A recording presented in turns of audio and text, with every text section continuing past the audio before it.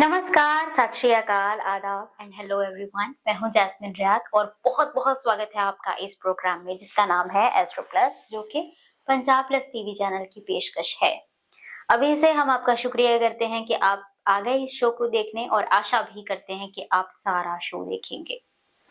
आप हमें अपने सवाल भेज सकते हैं जिसको हम देखेंगे, अध्ययन करेंगे और उसमें से हम ज्यादा नहीं तो 2-3 सवाल यहाँ पर आपके आंसर भी कर देंगे।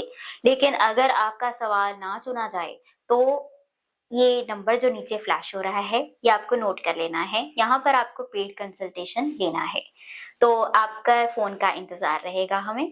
और अब देख लेते हैं कि आज कौन सा टॉपिक है। जैसा कि आप जानते हैं कि एस्ट्रो प्लस की सीरीज में हम अलग अलग टॉपिक्स को डिस्कस करते हैं, जिसका लिंक होता है एस्ट्रोलॉजी से, टैरो कार्ड से, फेंग शुई से, बहुत सारी चीजों से। हमने बड़े इंटरेस्टिंग इंटरेस्टिंग टॉपिक्स आपकी रिक्वेस्ट पे लाए हैं, जो कि आप ढूंढ सकते हैं। आपको टाइप करना है TRV डिजिटल, वहां पर जाके एस्ट्रो प्लस की सीरीज में आपको सारे टेलीकास्ट मिल जाएंगे जो कि ऑलरेडी टेलीकास्ट हो चुके हैं। आज का जो टॉपिक है वो मैंने इसलिए चुना है क्योंकि बहुत सारे लोगों को मैंने कहते सुना है। कई लोग बोलते हैं अच्छा नाम राशि तो नाम पर आधारित होती है, तो क्या सारे जे वाले लोग एक जैसे ही होंगे? पहली बात। दूसरा क्वेश्चन था, अरे इतनी सारी राशियां आप लोगों ने बता दी, तो इसमें से कौन सी अच्छी है, कौन सी हमारी वाली राशि है? कंफ्यूजन है। अगर कोई एस्ट्रोलॉजर आपको बताता है कि आपकी धनु राशि है तो सामने वाला कंफ्यूज हो जाता है। वो कहता है नहीं, पिछले वाले तो कह रहे थे कि आपकी स्कॉर्पियन है, आप स्कॉर्पियन है। तो इस तरह से जो कंफ्यूजन हैं ये क्यों क्रिएट होते हैं? और इसी कारण हम नहीं चाहते कि आप ज्योतिष को गलत समझें, इसलिए क्लैरिफिकेशन के लिए आज हम ये टॉपिक लेके आए हैं कि एक्चुअली में क्या फर्क है सारी राशियों में। राशियों में सबसे पहले हम डिस्कस करेंगे नाम राशि को।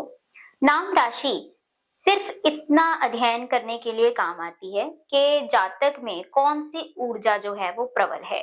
फॉर एग्जाम्पल, आप गाते हैं सारे गामा पाधा निसा, तो आप क्या करते हैं, आप ऊर्जा का संचार कर रहे हैं।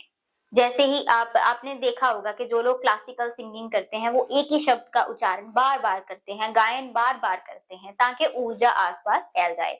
तो इसी तरह से अगर कोई व्यक्ति है जिसका नाम मान लो जे से शुरू होता है और एक और व्यक्ति है जिसका नाम जे से शुरू होता है, तो बस सिमिलैरिटी इतनी ही आएगी कि उसके कुछ ना कुछ उसके साथ क्वालिटीज मिलती होंगी। जैसे अब वाले लोग हैं वो काफी क्रिएटिव माने जाते हैं। आप ये मत समझिएगा कि मैं अपनी तारीफ कर रही हूँ, तो जे वाले लोग काफी क्रिएटिव माने जाते हैं। ऐसे ही आपको जितने भी लोग जे वाले मिलेंगे उनका हॉबीज में बहुत ज्यादा इंटरेस्ट होता है। अगर उनकी ग्रह दशा अच्छी चल रही हो तो वो बहुत ज्यादा इसको अपना प्रोफेशन बनाने में भी जुनूनियत दिखाते हैं, और अगर थोड़े प्लैनेट्स डाउन हो तो वो इसको हॉबी वर्क की तरह लेते हैं। अब इसमें एक एग्जाम्पल लेते हैं। फॉर एग्जाम्पल, आप इतिहास से उठा के कुछ शख्सियतें देखिए। उसमें से देखिए कि जैसे अकबर है और अशोक है, तो दोनों का नाम जो है वो पढ़ा है। मतलब बाद में अगर अकबर का नाम देखें तो जलालुद्दीन मोहम्मद अकबर है, तो ज से है। लेकिन बाद में उनका जो उच्चारण है वो ज्यादा लोगों ने क्या लिया है, अकबर लिया है, और उधर अशोक का। तो क्या सिमिलैरिटी है दोनों में? अशोक और अकबर भारत के सबसे बड़े राजा माने जाते हैं, जिनमें बहुत सारी सिमिलैरिटीज है। जैसे कि दोनों ही बहादुर हैं, दोनों ही सेकुलर हैं, दोनों ने ही बाउंड्रीज नहीं रखी है, लिमिटेशंस उनकी जिंदगी में है ही नहीं, और दोनों ने बहुत जुनून दिखाया है अपने राज्य का विस्तार बढ़ाने के लिए, है कि नहीं? इसी तरह से आप किसी भी शख्सियत को देख लीजिए, उनमें सिमिलैरिटी होगी। हम किस्मत की बात नहीं कर रहे हैं। नाम राशि कभी भी आपकी किस्मत को डिनोट नहीं करती है, वो आपकी शख्सियत में है, क्योंकि लोग आपको उस उच्चारण से रोज बुलाते हैं, इसी कारण आप में वो ऊर्जा आती है। इसीलिए एक जैसे लोगों के जो नाम अगर एक अल्फाबेट से शुरू होंगे तो उनमें ऊर्जा जो होगी वो सिमिलर होगी। इसी कारण अब इसका एक फील्ड भी आता है, जैसे चार्लियन सिस्टम है, उसमें नाम के अंक जो हैं उसका कैलकुलेशन करके बताया जाता है। क्या ये तो हम बात कर रहे थे नाम राशि की कि जहां से शुरू होता है। एक चार्लियन सिस्टम होता है जिसमें हम सारे का सारा किसी नाम का क्या अंक निकलता है उसके बारे में जानकारी प्राप्त करते हैं। फॉर एग्जाम्पल, कि हमें कौन सा सूटेबल है, इसके बारे में हम कभी फिर चर्चा करेंगे। अब मैं आशा करती हूँ आपको नाम राशि के बारे में पता चल गया। तो ये होती है नाम राशि। अब हम बात करते हैं अगली राशि के बारे में, जिसको मून साइन कहा जाता है। विदेशों में, अब्रॉड में इसको मून साइन कहा जाता है जब भी आपके हॉरोस्कोप का एनालिसिस किया जाता है। और वैदिक एस्ट्रोलॉजी यानी कि भारतीय ज्योतिष में हम इसको पुकारते हैं चंद्र राशि। इसका महत्व क्यों बाकियों से विभिन्न है? जैसे कि हमने जाना कि जो नाम राशि होती है वो कुछ गुण देती है आपको, और अब चंद्र राशि क्या देती है? चंद्र राशि आपके मन की स्थिति है। जैसे ही मून साइकिल बदलता है, जैसे ही आपके ग्रह बदलते हैं, जो मन पर प्रभाव होता है उसको हम चंद्र राशि से देखते हैं। अब जो लोगों की चंद्र राशि होती है, वैसा इंसान जो होता है वो अंदर से फील करता है। कोई भी आपकी एस्ट्रोलॉजी में चेंज आएगा तो चंद्र राशि के हिसाब से आपका मन वैसा ही चलेगा। अब ये कैसे विभिन्न है बाकियों से? एक कोकोनट होता है, नारियल होता है, नारियल का जो बाहरली सतह होती है वो अलग होती है, लेकिन नारियल अंदर से कितना नर्म होता है। इसी तरह से नारियल का अंदरला हिस्सा जैसे नर्म है, बाहर से वो बहुत सख्त दिखाई देता है। तो जिन लोगों की राशि चंद्र राशि बहुत मुलायम आती है, जैसे कर्क राशि हो गई, तो ऐसे लोग बाहर से कुछ दिखाई देते हैं, अंदर से बहुत ही प्यारे इंसान होते हैं। तो ऐसे लोग जो होते हैं ये काफी सेंसिटिव होते हैं। बाहर से वो कितने भी सख्त दिखाई क्यों ना दें, लेकिन अंदर से उनके जो इमोशंस हैं वो हर किसी के लिए सॉफ्ट होते हैं। तो ये डिफरेंस है नाम राशि में और चंद्र राशि में, और इसके बाद हम बाकी राशियों के हिसाब से भी देखेंगे। अगली जो राशि की टाइप है वो है लग्न राशि। जैसे ही आपको एस्ट्रोलॉजर बोलते हैं कि आपकी लग्न राशि पे ये दशा चल रही है, तो इसका मतलब ये होता है कि आपका प्रभाव लोगों पर कैसा पड़ रहा है। ये चंद्र राशि से बहुत विभिन्न है। चंद्र राशि आप कैसा महसूस करते हैं और लग्न राशि आप कैसे लोगों को प्रतीत होते हैं।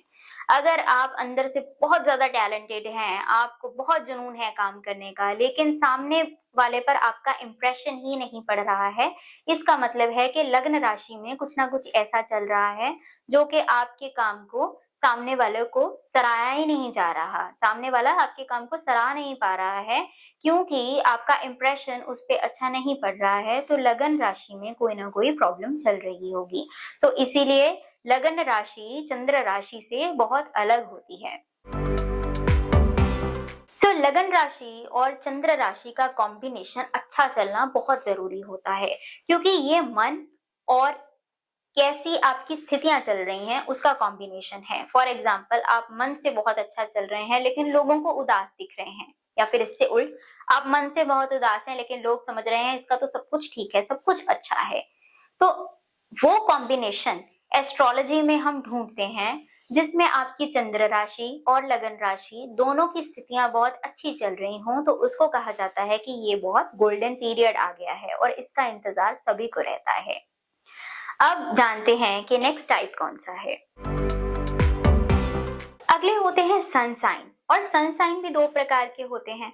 इंडियन सनसाइन अलग होता है, वेस्टर्न सनसाइन अलग होता है। यानी कि भारतीय जब सूर्य राशि का अध्ययन करते हैं तो अलग निकल के आती है, और जब विदेश में इसका अध्ययन करते हैं जिसको वेस्टर्न सनसाइन बोलते हैं तो वो आपका अलग होगा। तो अभी तक हमने ये जाना कि कितनी राशियां हो गई, नाम राशि, चंद्र राशि, लगन राशि, सूर्य राशि जो कि वैदिक एस्ट्रोलॉजी के हिसाब से है, सूर्य राशि जो कि वेस्टर्न एस्ट्रोलॉजी के हिसाब से है। सूर्य जो कि प्रकाश देते हैं, हमारे ब्रह्मांड की जान है, और उनकी किरणों से ही हम भी जीवित रहते हैं। सही है। जैसे ही हम साइंस पढ़ते हैं तब भी वहां पे कहा जाता है कि सन एक जगह पे स्थायी है और आसपास उनके प्लैनेट्स घूम रहे हैं, तो इससे उनका इंपॉर्टेंस आप समझ ही सकते हैं। इसी तरह से जो सन साइन होता है वो काफी मायने रखता है। अगर आपका सन साइन बहुत अच्छा चल रहा है, सूर्य राशि अच्छी चल रही है, तो आपकी जिंदगी में कैसी भी परिस्थिति क्यों ना हो, आपका प्रभाव दूसरे पर इतना ज्यादा पड़ेगा कि वो सब भूल जाएगा। फॉर एग्जाम्पल, आपके घर में कैसी भी परिस्थितियां चल रही हैं, आपकी सेहत कैसी भी चल रही है, लेकिन जब एक कलाकार मान लो स्टेज पे उतरता है तो वो कैसा परफॉर्म कर गया वो मायने रखता है। एक कलाकार की ये अहमियत है कि वो कैसा वहां पे परफॉर्म करके आया है, राइट। अब कोई आर्टिस्ट है, उसकी सेहत ठीक नहीं थी लेकिन फिर भी बहुत अच्छा परफॉर्म कर गया, इसका मतलब है सूर्य राशि बहुत प्रबल है। कोई आर्टिस्ट है, बहुत ज़्यादा इमोशनल स्ट्रेस में था लेकिन हँस-हँस के परफ़ॉर्म करता जा रहा है, और मान लो कॉमेडियन है, सबको बहुत अच्छा हँसा रहा है, सूर्य राशि बहुत प्रबल है। मैं आशा करती हूँ आपको डिफरेंस पता चल गया। सो इसी तरह से अब आपने कन्फ्यूज़ नहीं होना। चंद्र राशि, लगन राशि दोनों काउंट की जाती हैं गोचर में। सन साइन काउंट किया जाता है, आपका इंप्रेशन कैसा पड़ रहा है, कैसा प्रभाव है, सूर्य की डिग्री कैसी है, सूर्य की स्थिति कैसी है। और नाम राशि अंकों के हिसाब से होती है, जो कि आपके नाम में अंक आते हैं। इसका एक बहुत अलग कैलकुलेशन रहता है, जैसे ABCD है तो उसको भी अंकों में बाद में कन्वर्ट किया जाता है। ये बहुत एक बड़ा स्ट्रीम आता है, जो कि सिर्फ भारत में ही नहीं, विदेश में भी लोग इसको ट्राई करते हैं। अभी हम बात करेंगे ज़ोडिएक साइंस की। जैसे कि जो पिछली राशियों का हमने डिस्कस किया, तो ये राशियों का कैलकुलेशन हम वैदिक एस्ट्रोलॉजी में बहुत अच्छे से करते हैं। वेस्टर्न एस्ट्रोलॉजी यानी कि बाहर के लोग, अब्रॉड के लोग, वो ज़्यादा देखते हैं ज़ोडिएक साइंस। सो ज़ोडिएक साइंस 12 होते हैं। तो जब भी आप कैलकुलेशन देखते हैं ज़ोडिएक साइंस की, तो वो इसमें डिफर करती है। फॉर एग्जाम्पल, आजकल कितनी सारी सोशल मीडिया साइट्स हैं, अगर आप उनमें लॉगिन करते हैं तो आपकी तारीख के हिसाब से वो आपको बताता है कि आपका ज़ोडिएक साइन ये है। ज़ोडिएक साइन को आप मिक्स नहीं कर सकते हैं मून साइन या लग्न साइन के साथ, वो अलग होता है। सो उसका कैलकुलेशन अलग रहता है। अब ये इतना वास्ट क्यों है? मानिए, अगर आपके पास अकेला नाम है, आपके पास मान लीजिए कोई ऐसा इंसान है जिसके पास सिर्फ यही है कि इस नाम से मुझे लोग बताते हैं, मुझे अपनी डेट ऑफ बर्थ अच्छी तरह से पता नहीं है या उसको अपनी टाइम भी नहीं पता है, तो नाम राशि देखी जाती है। कोई ऐसा व्यक्ति जिसको अच्छी तरह से मालूम है कि उसका जन्म कब हुआ, किस वक्त हुआ, किस तारीख को हुआ, किस स्थान पे हुआ, तो वहां पर चंद्र राशि और लगन राशि का कॉम्बिनेशन देखा जाता है, और सूर्य राशि का भी। अगर कोई ऐसा जातक है जिसको टाइम नहीं पता है, सिर्फ उसको ये पता है कि वो इस तारीख को जन्मा हुआ है, इस स्थान पर था, तो वहां पर चंद्र राशि देखी जाती है। और अगर किसी इंसान को ये सारी डिटेल्स अच्छे से मालूम नहीं है, सिर्फ उसको अपना महीना पता है कि कौन से महीने में उसने जन्म लिया है, तो फिर सन साइन देखा जाता है। इसके उल्ट अगर किसी इंसान को सिर्फ अपनी तारीख मालूम है कि मैं 2 तारीख को जन्मा था या मैं 10 तारीख को जन्मा था, तो वहां पे अंक ज्योतिष का सहारा लिया जाता है। तो इस तरह से कैलकुलेशंस के वे बनाए गए हैं। जैसे गणित में होता था ना कि अगर आपके पास इतनी चीजें अवेलेबल हैं तो आपका आंसर इतना एक्यूरेट आएगा, और अगर ये लैक करता है तो आप एक्स की वैल्यू सपोज कर लीजिए। ये सारी चीजें है ना, बहुत ही ज्यादा इंटरेस्टिंग। और अगर आपको ये कंफ्यूजिंग लगा है, इंटरेस्टिंग नहीं लगा है, तो आप इस नंबर पे कांटेक्ट कर सकते हैं और जान सकते हैं कि आपकी राशि कौन सी है। अब देख लेते हैं कि किन्होंने हमें सवाल भेजे हैं। अगर आप भी अपना सवाल भेजना चाहते हैं तो TRV डिजिटल पे जाके कमेंट सेक्शन में लिख सकते हैं, या फिर आप इस नंबर पर पेड कंसल्टेशन ले सकते हैं। जिनका सवाल आज चुना गया है, ये बिलोंग करती हैं जीरकपुर से। नाम इन्होंने बताने के लिए मना किया है। अब अगर वो इस शो को देख रही हैं तो सवाल से समझ जाएंगी कि उनका सवाल है। इन्होंने कहा था कि ये होटल मैनेजमेंट में काम करती हैं और वहां पर इनके साथ बहुत पॉलिटिक्स रहता है, लोग बैक बाइटिंग बहुत ज्यादा करते हैं, तो इसका क्या समाधान है?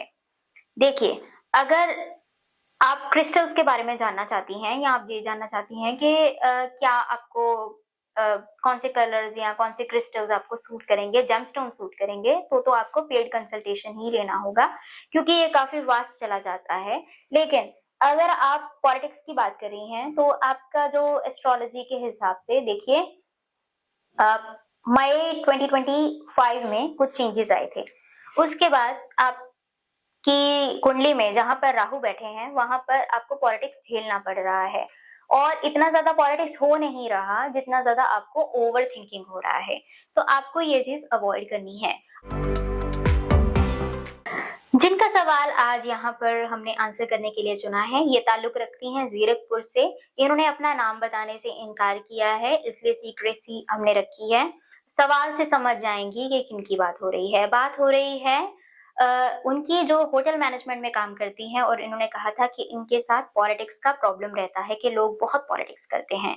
सो पॉलिटिक्स का रीज़न ये है कि मई 2025 से कुछ प्लैनेट्स आपके चेंज हुए, जिसमें आपको राहत अब मिलेगी।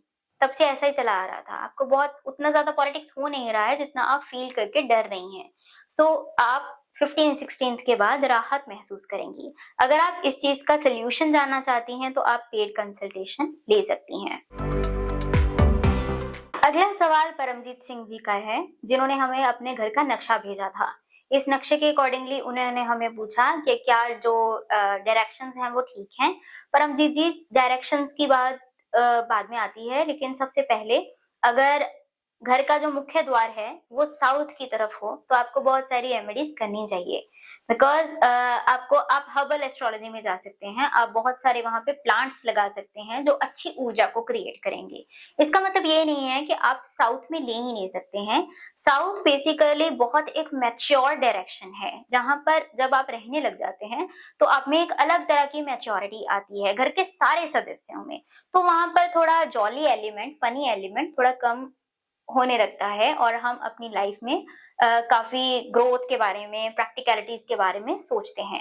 अगर हम इसको पॉज़िटिवली देखें तो बहुत अच्छा है, लेकिन अगर नेगेटिवली कोई इंसान पहले ही बहुत ज़्यादा सीरियस है, तो ये प्रॉब्लम है कि वो आगे चल के शायद थोड़ा उसका मन का जो बच्चा है वो धीरे-धीरे मरता जाए। तो आपको कुछ प्लांट्स ऐसे रखने चाहिए अपने घर पे जो अच्छी ऊर्जा दें। हम उम्मीद करते हैं आपको आज का टॉपिक बहुत पसंद आया, जो कि था कि राशियाँ कितने प्रकार की होती हैं, क्या महत्व होता है और किस तरह से राशियाँ देखनी चाहिए। अगर आपको ये यूज़फुल लगा, तो आपने अगली बार भी ये शो का टेलीकास्ट मिस नहीं करना, जो कि है एस्ट्रो प्लस।